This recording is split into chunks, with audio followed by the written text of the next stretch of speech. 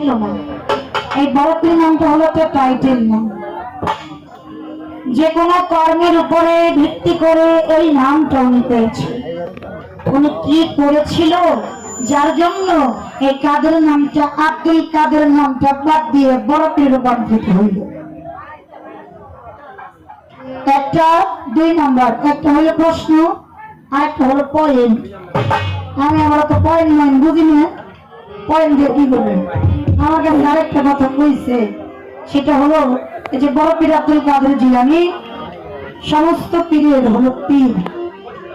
এখন আমার রাসূল পাক বলছে এই বড় পীরের পা থাকবে সমস্ত পীরের কাদের উপরে।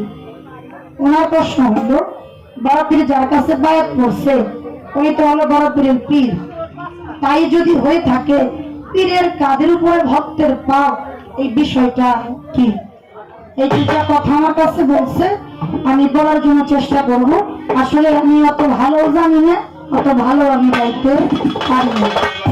মাওলানা জালালউদ্দিন রুমি উনি ওনার মসনদ শরীফের মধ্যে লিখছেন, গার্ত চাই আসলে হকাইদের খবর কামেলুকা থাকে বছর বছর বছর। অর্থাৎ হে মানুষ, তোমার জন্ম তো মানুষ করে জন্ম পাওয়ার পরে যদি নাও কিছু হতে পারো, পথে ধুলাই পরিণত হয়ে যাবে, ধুলি না হয়ে পড়ে থাকবো।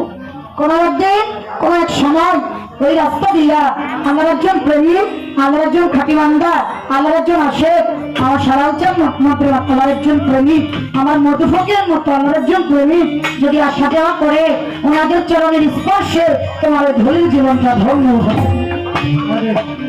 পানি বানা সাধুগুরুর দুয়ারে দুয়ারে ঘুরি, কোনদিন যেন সাধুগুরুর চরণ ধরে যায় মেখে আমি আমার পাপ জীবনটা ধন্য করতে পারি। সবার কাছে দোয়া প্রত্যাশী, সবাই দোয়া করবেন, আশীর্বাদ করবেন।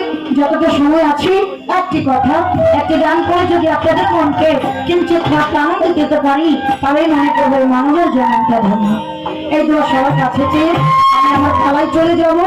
পালায় চলে যাওয়ার পরে যে কথা আমার কাছে লাগছে সেই কথার ভিতর থেকে আলোচনা করে প্রশ্নের মীমাংসা করে তাকে আমার কাছে